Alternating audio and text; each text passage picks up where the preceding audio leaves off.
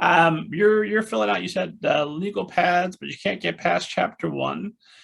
Do you still write? Do you have aspirations to write, or are you? So, well, I think part of the problem, I know my dad is always after me to write a middle grade novel. And I'm like, it's really hard. Like now I know, right? I know how hard it is.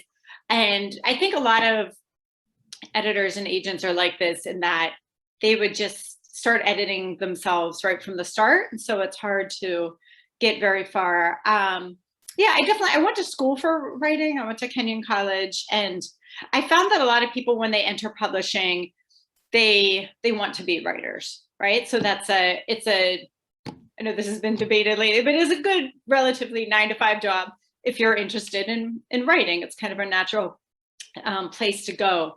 But I found that once you get into publishing, either you stuck with publishing and didn't end up writing, or you ended up writing and got out of publishing. So I definitely was in the stuck with publishing, obviously. I'm not one of these people who, oh, you hear and maybe you yourself are like this. You hear writers who say, oh, if I don't write every day, I feel like a part of myself is missing, or that they just are thinking about their stories all the time. And I'm not like that. I don't have ideas for stories. I find that I get my creative fulfillment. And I think one of my strengths as an agent is more taking someone's idea and helping them to mold it and shape it into something that they want, that's just making it as strong as possible. So that's where, and then I like working with a bunch of different authors.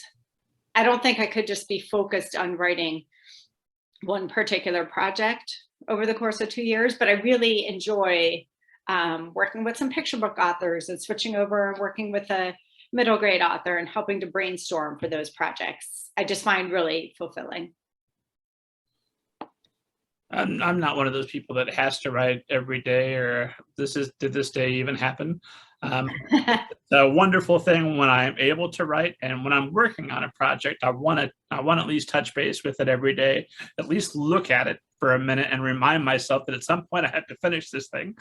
But I do talk to some writers that can't get away, and then I talked to Lucy and Diver. Esteemed audience, if you haven't listened to that episode yet, check the back catalog.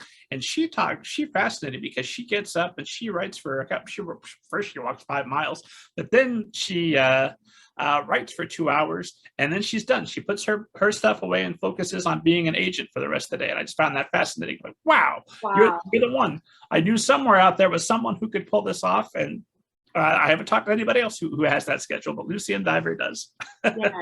I think if I were to write anything, though, I would write like more first person memoir type short essays. Those are the kind of things that whenever I do write, I enjoy writing, because they're short and they're very different from what I do day to day. And I took between the summer between when I left Harper and started at Prospect, I took this first person memoir writing class.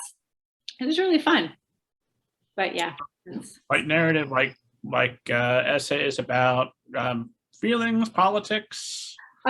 Nothing that deep, just more kind of fun, light, like David Sedaris type of things, but not me not being David Sedaris, but just kind of, but very, very light stuff, which is very different than everyone else was writing in the class. But yeah, just fun more memories and kind of dwelling on things, but in a much lighter way.